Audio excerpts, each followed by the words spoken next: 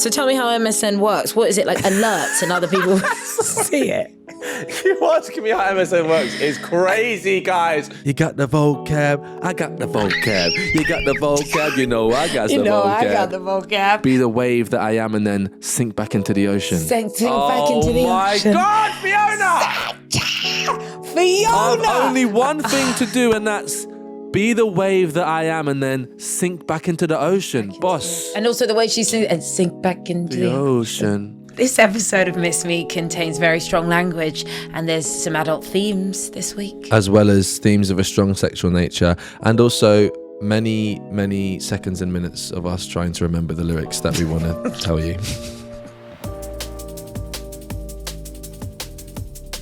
Ding, ding, ding, ding, ding, ding, ding. It's that time of the week. It's time for Listen, bitch. And you better listen. You better listen. Oh, yeah, I really am quite interested in the t-shirt you're wearing today. Thank you. It's a pigeon t-shirt. Thank you very much. It is a pigeon t-shirt. We have learned in the last few days, people love pigeons. I am happy. I'm very happy. I've been contacted by several pigeon charities. No. I've been getting DMs like you wouldn't believe, bruv. Oh, my, I want to be in the bird gang as well. Like, I love birds. I should have spoken up. Yes. You need to be vocal with your love for a underloved Parakeets. I love parakeets. Hey, they're knocking about too, because there's a bunch of them in London. Just beautiful. There's loads of green, just parakeets just squawking away. They were literally fluttering around me and Zeddy. Do you know the story there? Well, I love that my name's in it. What do you mean? Keats. Do you know why there's parakeets in London? No, I don't. You've not asked yourself that question. You're not asked yourself why there's green tropical birds flying around London. Climate change.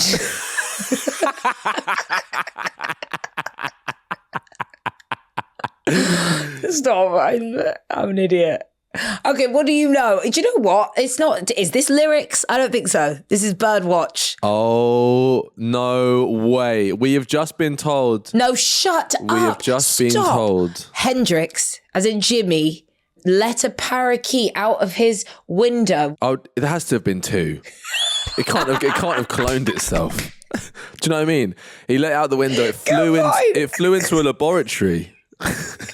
Accidentally cloned 1,000 of itself. No, but even if there were two, are we saying two of Hendrix's personal tropical birds just mated and created the parakeets that sing around us? Oh, wouldn't it be great if that was the reason? But apparently there were sightings of parakeets in the 19th century, so it poo-poos all over that theory. But it was a nice story. Birds are one of the only truly monogamous animal groups on the planet.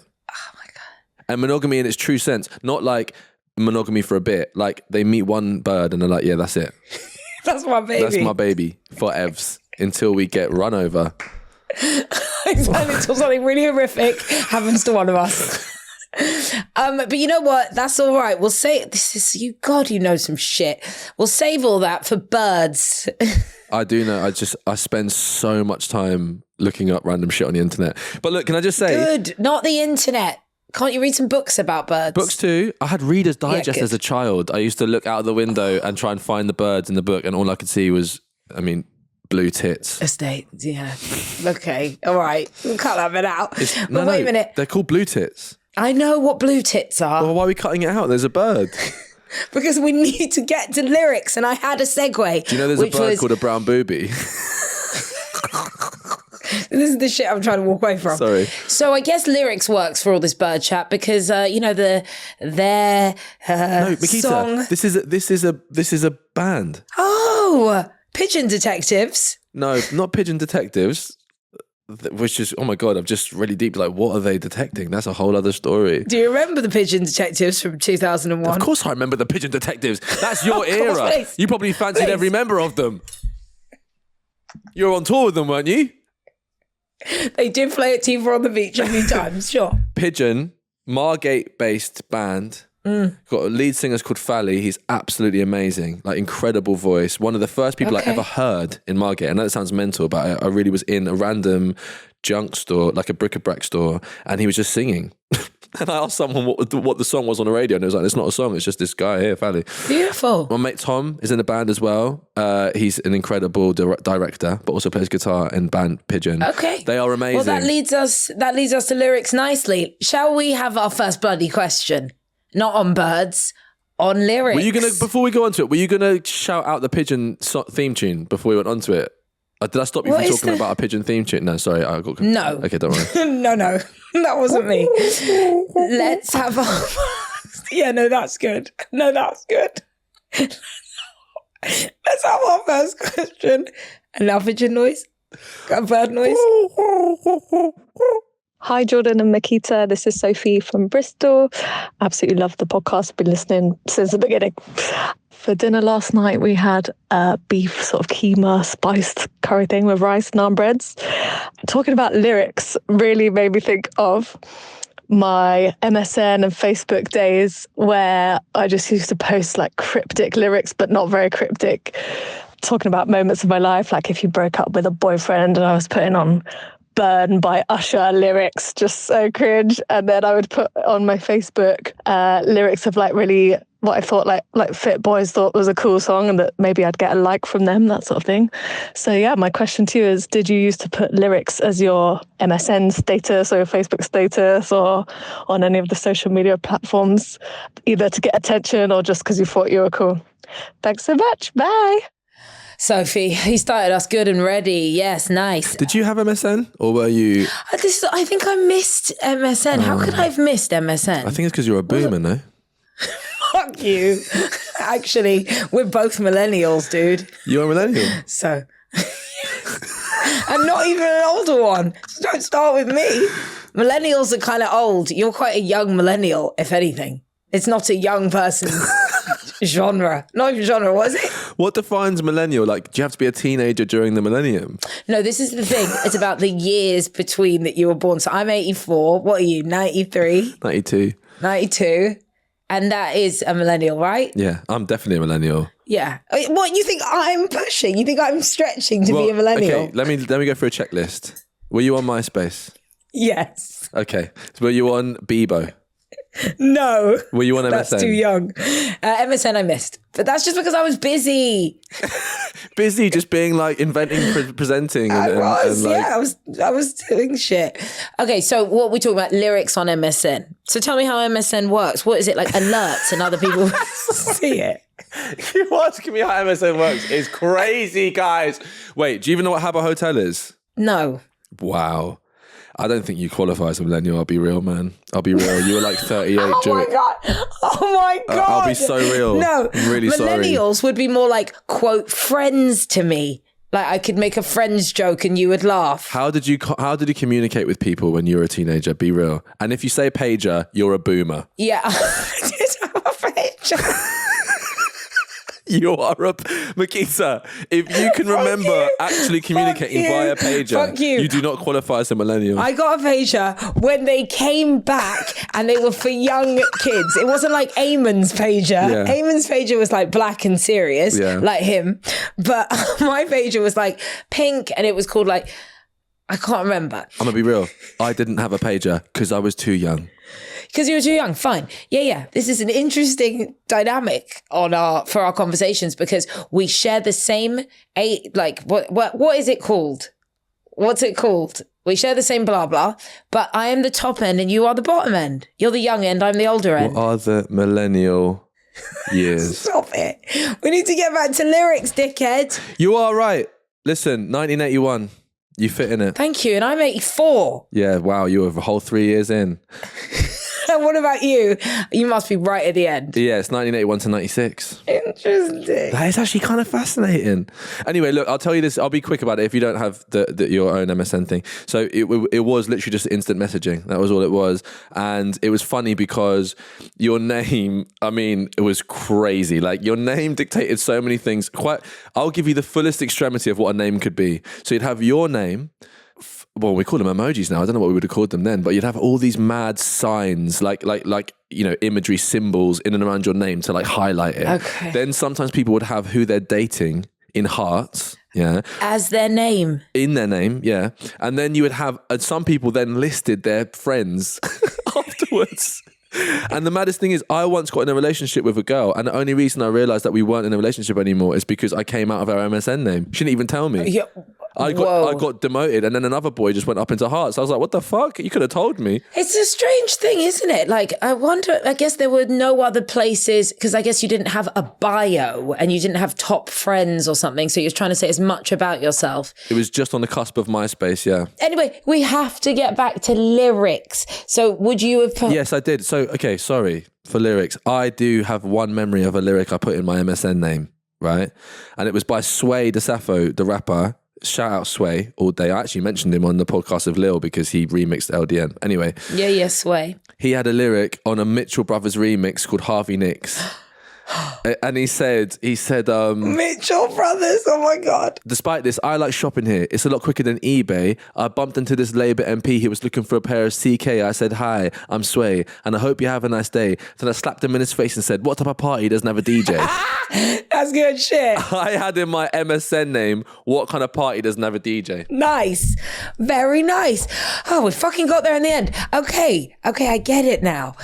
I'm just enthralled by this MSN thing, or where the fuck I might have been when everyone was MSNing. You ping people. You go ping, ping, ping, ping. Yeah, I remember Tyson was doing it when I lived at Nana's, and she was like 14 and I was like 18. So maybe it was a young person's game. And sometimes you could guess people's MSN. I remember like you have to put their email in to get their MSN. And one time I like guessed someone's email, which is kind of crazy. I just thought it'd be funny. And then there's also there's a producer called Shy One Beats who's amazing. She's like a radio DJ now, but she was really supportive to me with my music. That's how you contact people, send them MP3s and stuff. Hope they'll work with you. Why didn't you just use, so this is post MySpace? No. This is on the cusp of MySpace becoming more... So MSN was first? You can't instant message on MySpace. You can DM on MySpace. Oh my God, I can't even remember. MSN is, you can see where someone's online. And you know what's so cute? Is that if you like fancy someone, you would literally wait for them to come online, and then you'd see their little thing change colour, and you'd get like little butterflies, and you'd be like, oh my God. And you'd try and speak to them. And then but you know what? I've got this really cool book that Seb got me called Shapes and Symbols, The Power of Shapes and Symbols. And I remember when I was so into someone, the shape of their name on Instagram, it became so much bigger than who they were to me. It was to the point where actually when I started dating them again, I was still looking for that shape. And I was like, they're in your life. I completely know what you mean. And that's how much the symbol had become more important than anything that was actually real. Wow. So I totally get that. Like, I still do it. Like, if someone the shape of someone's name on your phone, like, it does make me feel things. I completely understand what you mean. Next question? Yeah. Fuck yeah. Hello, Miquita and Jordan. This is Rachel, originally from West London, now living in Kent. I have a question for you about lyrics. When I was younger, I didn't really pay much attention to the lyrics. I was all about the tune and really the bass line and whether I could dance to the song. As I've got older, I guess I, connect more with the lyrics and listen more and understand more probably about what songs might be about. So I wondered, do you think it's possible to love a song even if you don't like or don't agree with the lyrics? Would love to know your thoughts. Thank you. Bye. Great question. Is there a song where I don't like and don't agree with the lyrics? But you've loved the tune, but the lyrics you don't agree with. Oh my God, like half of my library. Yeah, totally. But there was this one song that Buju Banton came out with. Yeah, right. Boom, bye, bye in a batty boy head. Crazy. I didn't really understand it. And my mum was furious that I was listening to it or that I heard it. And I remember it really stayed with me, like how violent what he was saying was and how much I hadn't taken notice. I mean, I was a kid, so there's quite a lot in it that I didn't understand, but I could have just been like, yeah, beautiful song or whatever, great party tune, and not really listen to what that person was saying. I mean, that was terrifying to me. But also something like Gabriel, like it's such he literally says one word, but it's such a tune that it doesn't really matter about the lyrics because you know what song I'm talking about. I don't. Gabriel. That's all he says for the whole tune. But you don't know Gabriel. I probably do. Sorry. Maybe you aren't a millennial. Yeah, I guess that is quite a millennial rave tune. No, maybe I there's a chance I do. I'm probably quite embarrassed by that. Jordan, let me tell you something. What? The word. Should we talk about where the word lyric comes from? It's ancient Greek, lyrikos, meaning pertaining to the lyre. An accompaniment of a lyre, and this original meaning, words set to music. It eventually led to its use in English, appearing in the mid-16th century. So I guess that's when we had our first song. Mid-16th century. Can we play, Jordan, the first ever song recorded? What? So we can describe it. Basically, the oldest song that you want to show me, Miquita, is played on an ancient instrument, which I find really interesting. Oh, yeah. This song to the Hurrian goddess Nikal is the oldest piece of music for which we have both the words and the accompanying musical notes. The work was written on clay tablets around 3,500 years ago and was discovered by archaeologists in the 1950s in the ruins of the ancient city of Ugarit. So it's Middle Eastern. Yeah. That's incredible. 3,500 years ago. Can you imagine what it felt like to first hear music? No, okay. The animals are musical. Don't need I sing the pigeon song again. Of course, bird song would have been first. Can I, just to answer the question? Yes. Lyrics. Oh, sorry. Do I have to like the song but not the lyrics? Okay. I think that's what she said. Is that what she said? Yeah, because I was going to say, obviously, if it was just not liking the lyrics, then I'm just going to go straight up with Feed the World. Like, what's going on with that? No, but there is a lyric in that I used to always think was very interesting. Bono said, "Tonight, thank God it's them instead of you." Thank God it's them instead of you. Everyone had to look at themselves. The whole song makes me uncomfortable because it's fucking awful and incredibly condescending and patronizing. Oh, I absolutely agree. But what I'm saying is that lyric made people have to look at their deepest thought, which is at least it's not us. No. Shout out Fuse ODG, my G. Yeah, he knows it's antithetical to the progress that Africa is placing Africa in a position that had been put there by Europe. Anyway. But I do think that lyric was a mirror. There's a couple of lyrics about Tina Turner as well in rap songs that I don't like.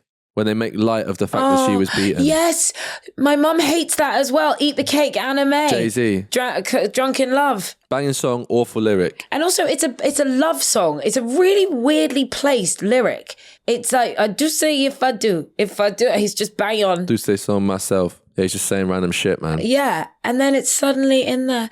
I'm happy you brought that up. My mum doesn't like that either. Yeah, fuck that lyric. All right, let's have another question for lyrics, which is getting so deep. Sorry, I'm incapable of having shallow conversation. It's fucking awful. It's like an affliction. Good. That really works on a podcast. Hi, Miquita and Jordan. I love you both. Loving the podcast. I am sending this message from Gateshead in the Northeast.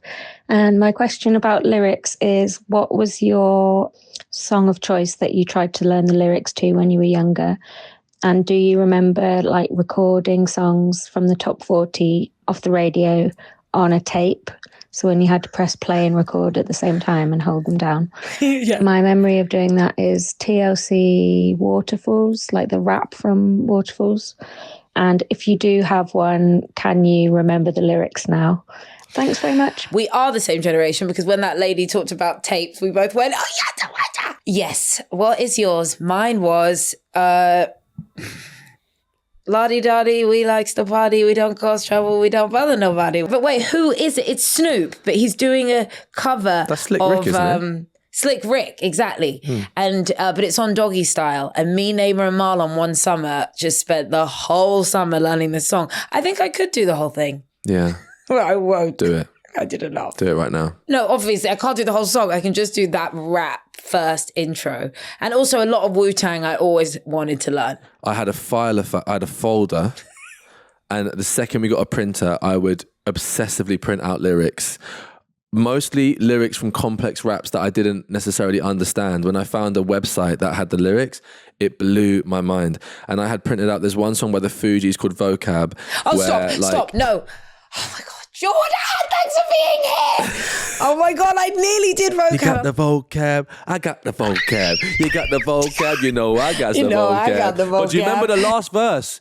When the guy came in, the film. Oh yeah. Did you do that? Could you get the pros bit? Divided we stand. Divided we come. What's the flavor? More blah. United we stand, bruh. No, because I love the way Lauryn Hill comes in. I actually nearly... They had question marks.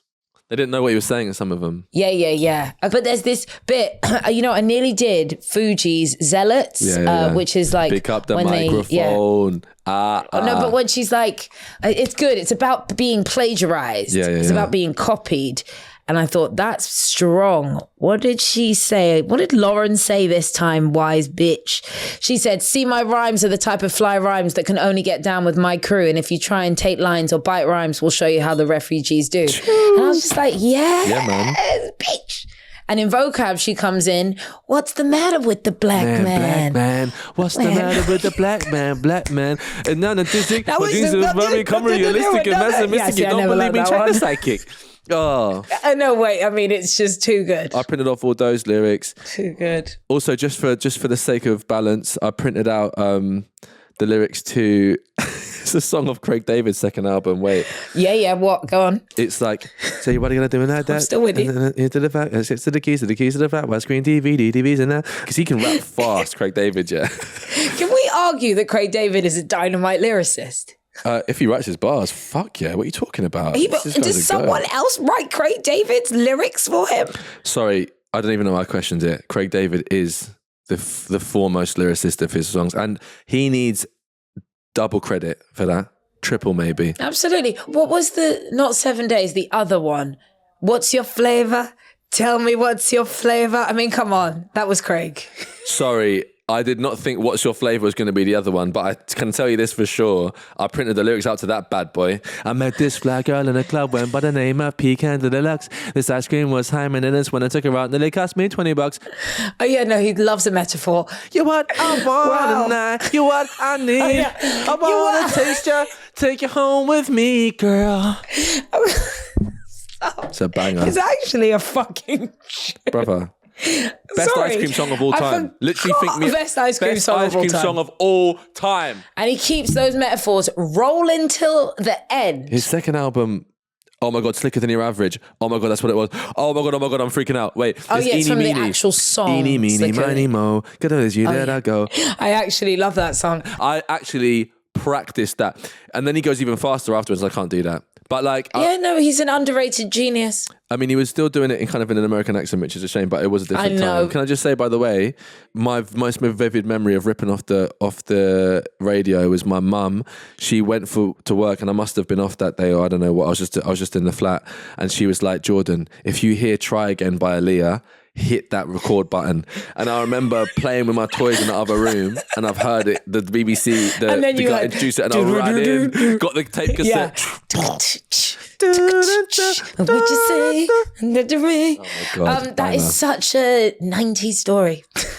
When you hear this song, I mean, we used to sit around and wait for songs on the box. Yeah. Proper. And it made it sweeter. Try Again, Aaliyah. It was like it was like wait. There was a lot, you know what? There was a lot of for our generation when we were young, waiting. Patience. Yeah, look, we can't do this. That means but it's true though, because I would sit and read cover to cover Nirvana's or like whatever, Pearl Jam's. The lyrics, every lyric. The lyrics, I would immerse myself in them. And I think that's maybe we paid more attention to lyrics and they were at more of the forefront of what people's output was because you were in it more. You had less distraction. Yeah. It's Keats, 1000%. It was a beautiful time and we are very lucky to have seen both sides of that. I missed that. Listen, we used to imagine you used to make a plan and you just turn up and it was up in the air whether or not the person would even be there. You'd be like, meet you at the cinema at 2 and you'd be there just like hoping for the best. We're not even hoping for the best, trusting that it would work. Trusting that they'll be there. Or you just go knock for a friend. Are they in? No. All the way back home. I think we should go to a break, Miquita. If only I could think of a lyric pun to get us to the break, but maybe there'll be a brilliant one on the other side. You can find every episode of Miss Me on BBC Sounds. And last week we spoke about politics. And power. And a smattering of reviews. Yeah, which is power. It's power. Hello, Miss Me viewers. I'm Anushka Matanda-Doughty and I'm dropping in to tell you about my podcast, Fame Under Fire. When celebrities find themselves in the firing line, which is often, whether it's a lawsuit or a scandal, we are going to debunk, fact check, interrogate, and answer your questions. So if you love being in the know about the latest celebrity stories and getting to the truth behind them, then I think you'll really enjoy Fame Under Fire. You can listen on BBC Sounds. No, couldn't think of one. Welcome back. Welcome back. Guess who's back? Back again. Guess who's back? Back again. Shady's back. Tell a friend. That'll do. Back to black. Hello. That's what we're calling this podcast now. Back to black. Another question, please, for lyrics. I'm Jordan, long-time listener, Cherie from East London. I am a dance teacher, and so music is very important to me, and also the lyrics of songs. What are your favourite lyrics and why? And also, is there any that you love so much that you come to every day or think about or write down? My husband has lyrics tattooed on his arm from his favourite song from when he was a teenager, which I think he actually probably regrets now. In fact, I know he does. Any stories around your favourite lyrics and if they are framed on your wall or anything like that? Love the podcast. Nature Boy, Nat King Cole. Go on. Hit me with it. Well, it's again, I was like, is it just his beautiful voice and the accompanying... Please do it. Please do it. Even... No. No. Can we not bastardize Nat King with that? Okay, this is a really good time for him. Nature Boy is... I think Nature... Educated, please do it. Let's do it. Let's fall in love. But that is actually a beautiful song. What is the line? Do you know what? I didn't write it down, but I know it off by heart. Duh. Go on. The greatest thing you'll ever learn. Sing it. Sing it. Sing it. The greatest thing you'll ever learn is just to love and be loved in return. You sing it, because you can sing. No, that is... I like that you spoke it, actually. Yeah, right? Lyrics. Simple too. Tough to do that. And it's also the story around those lyrics in the song is just, it's just so simple. And it's, you know, there was a boy, a very something enchanted boy. Like, that's such a beautiful beginning to anything. Sorry, I thought you were about to sing the beginning of Skater Boy by Avril Lavigne. No, that wouldn't be in my greatest lyrics of all time. He was a boy, she was a girl. Can I make it any more obvious? Okay, so what's yours, darling? Oh, this is hard because this is, you know, much of my life has been revolved around lyrics. I love lyrics. I'm very much a lyric person. And I have multiple shout outs. I want to do as a disclaimer. There's no way I can encapsulate all of the lyrics that I love. I'll start off with the fun one just to throw away because this is like not appreciated on a deeper level. But in terms of silly lyrics that have stayed with me forever, do you know the rapper 2 Chainz? Yes. He has one lyric in a feature on a Jason Derulo song called Talk Dirty, which is arguably one of the best pop songs of all time. But anyway, it's another conversation. I disagree. I think Jason Derulo is one of the worst pop stars that ever existed. But go ahead. Talk Dirty is a fucking banger. If I'm with you at a party and Talk Dirty comes on, you know you're busting a move, Miquita. Never. I would never dance to Derulo. No, anyway. I hated this period of music. It was an awful period, but this was a shining light amongst it. Anyway, so 2 Chainz comes in. He's something like Porsche and Beamers, Enas, sold out arenas. Yeah. You can suck my penis. No, he doesn't. And also, what's so funny is, I swear on anything, sold out arenas. You can suck my penis. No, but Miquita, the best thing about it is, I don't think he'd ever done an arena at that point in his life. Anyway, or maybe he had. But then he goes, sure. But then he says in that lyric, I can't remember what the build-up line is, but he says, "Pussy so good, I bought her a pet." That lyric has stayed with me my whole life. Like, I actually just continuously think of the elation. Like, that must have been such good sex for him to be mid-sex thinking, I'm gonna buy this woman. I'm gonna get her a cat. I'm gonna get this woman a dog or a cat or something because this is fucking wild. She needs a gift. Do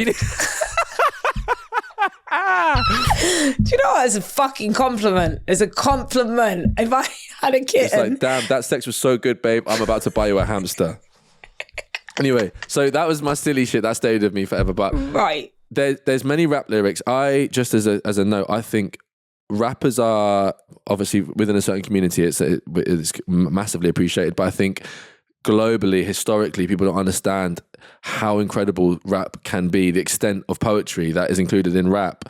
The fact that if I was to be asked specifically about my favorite rap lyric, I would talk about this one from Pharoah Monch, who your mum loves, actually. This album, Desire, amazing album. He encapsulates an entire story in 4 bars, which is: they researched my stem cells, cloned 10 of me, sent one of them back in time just to get rid of me. Stop Pharoah Monch from having verbal epiphanies. Now there's new definition to your own worst enemy. Oh, fuck yeah. 4 bars and the guy has told a sci-fi novel.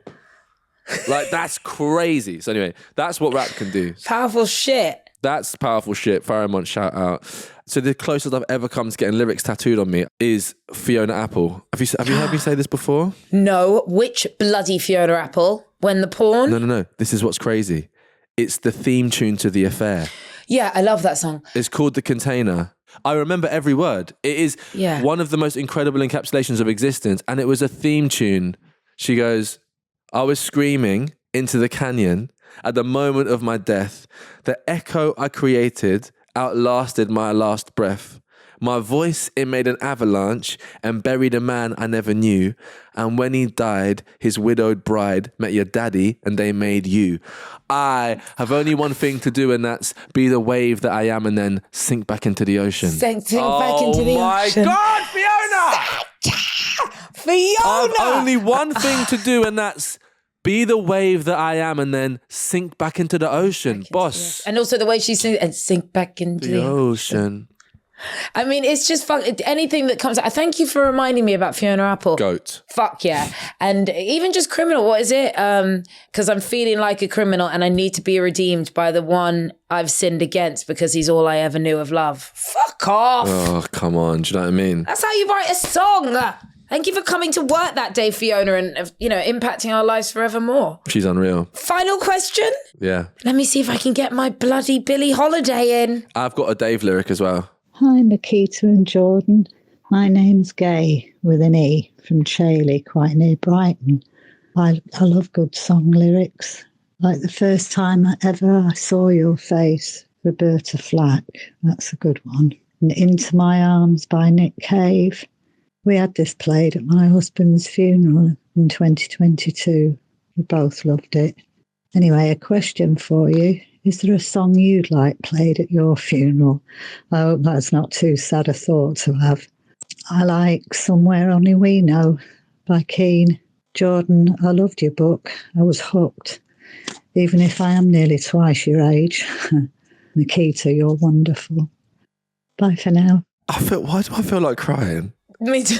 Why is that woman's voice so emotionally like... She just let us know a lot about who she is and what she's been through. And oh my God, what a beautiful woman. I feel like I'm just so happy that you listened to Miss Me, and I just need to say thank you for listening. I'm so happy that we entertain you in any way. And also, can I just say, Somewhere Only We Know is one of those songs which has been, obviously Lily covered it, it's been used a lot, right? And it falls into kind of like mainstream category, maybe a little bit, people might put it on like a dodgy carousel on Instagram.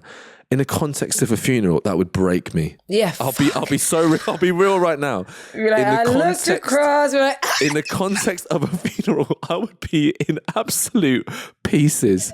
I'm really happy that Gay asked that question. I hope it's not too sad. No, it's not sad. I think it's really important to talk about. It's a beautiful question. Yeah. Really beautiful. It's a beautiful question. And thank you so much for reading my book as well, Gare. That means more than you know. That is incredible. And I put your book up on my shelf yesterday when I was unpacking my books, and I was like, whee!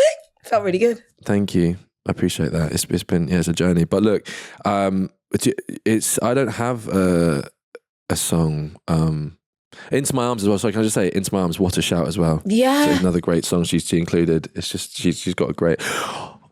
Oh, this is just coming to my head, sorry. This is coming to my head. I have to just include it quickly. There's a lyric in Fontaine's DC, by Grian.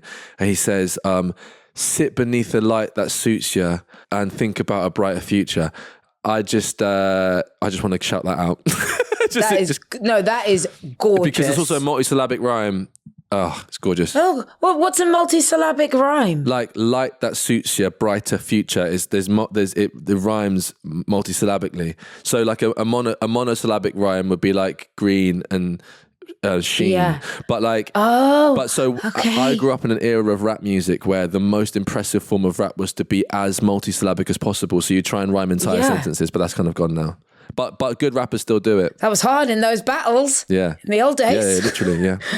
You know, that used to give me like actual anxiety freestyling. I hated it. Oh, yeah. I was just like, what if they can't think of anything? Yeah, no. But some freestyles, they say it's a freestyle, but they've written it down before. But yeah, on the spot, there's some great freestylers from back in the day. But look, have you got a song for your funeral? Yeah, Barbra Streisand, Evergreen. Wow. When I read the Barbra Streisand book, and I can bore you with this now because Lily's sick of hearing about it, but I read it when we were in Kenya the first time. Barbra Streisand. But see, again, she is more than that stupid piece of shit song. How dare you? Like not at the Church of Streisand, not here. Piece of shit song. Oh, God. Absolute banger. Piece of shit song.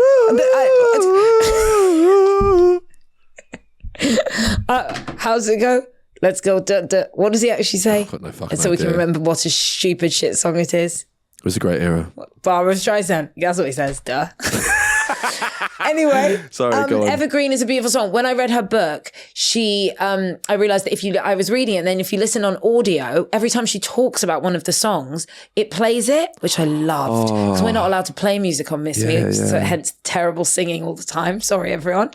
But Evergreen is a beautiful song, and in the video, it's a portion of the film of A Star Is Born. It's her and Chris Christopherson, and he's a bit nervous about singing with her because they do it as a duet. And she, in the book, talks about how like he really was nervous and she had to kind of keeping him in the zone. And he just sings it so beautifully with her. And It's a beautiful song. And I'd like to be evergreen, like a perennial plant that doesn't really die, just keeps coming back. Like a cactus. Like a cactus.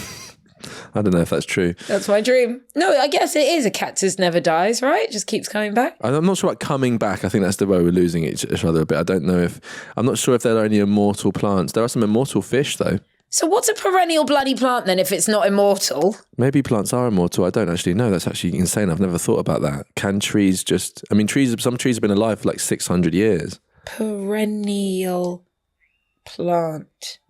Yeah, the internet, the treeternet. Yeah, let's save that for trees. That's fungi, innit? I won't be able to talk about Billie Holiday's Strange Fruit. Why? Oh, and that's our alarm to end this episode of Miss Me. No, it's Call the Groomers for Zeddy. Strange Fruit is a fucking ink. But she didn't write that, you know. No, isn't it a poem? It was given to her after a show, yeah. Oh my God. And then she put music to it. Yeah. That song is haunting. And obviously Nina Simone's cover of it, especially haunting. I'm actually going to say the lyrics. Southern trees bear a strange fruit, blood on the leaves and blood at the root, black bodies swinging in the southern breeze, strange fruit hanging from the poplar trees. Mate. Is there anything more haunting? No, literally not. I literally think that's the most haunting song of all time. I'll tell you what, I actually don't have one, but my mum does, which is great. My mum told me very early on that if the time ever came, at her funeral, she'd want me to play Should I Stay or Should I Go by The Clash. Oh, fuck yeah, Emma. That's how you end this episode. That's an exit. That is an exit strategy. It couldn't sum up my mum more, to be honest. So true. But look, honourable mentions for lyrics. And maybe at my funeral I'll play a song maybe by Celeste. Celeste, you know, she's got some gorgeous lyrics. Strange feels like something from another planet, you know what I mean? And she has the song Strange. What's it? She goes, strangers to friends, friends into lovers, and strangers again. Like those lyrics, crazy. And then the final honourable mention is Dave. Best encapsulation of. He says at a very young age in Psychodrama, he said, "If you're thinking about doing it, suicide doesn't stop the pain. You're only moving it. Lives that you're ruining." That blew my mind too for such a young man to discuss. He was writing deep shit from a young age. Yeah. He is an incredible lyricist. He is. Dave's incredible. And I don't know what song I'll play at my funeral. I would like to think it's something more like my mum, tongue in cheek. You know, maybe I'll play like Fuck, I can't think on the spot like that. But Well, don't worry, because no one's dying today. You can let me know another time. We are alive. And you know what I'd it is play? your turn. I'll play Barbara Streisand. Fuck you. Let's take my funeral song. Oh, that one. Yeah. That one. What do you mean? What other one is there? That one you can have. It's your turn to think of a listen bitch subject. Can we please do dogs? Fuck's sake. All right. No, if you've got something better. No, we can do totally dogs. do I've that. got 100 billion dog stories. Are you fucking kidding me? The theme for next week's Listen Bitch is what, Jordan? Dogs. You're so good at that. The fuck? Dogs. We love them. You love them. Let's talk about our shared love for our animals.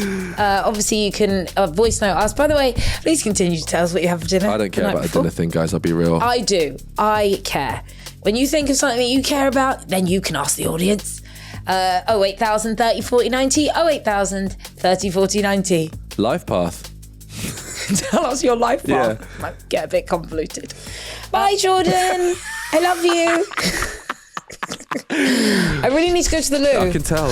See you later, Miquita. I'm going to go to the loo. Love ya. Bye, love Bye. you.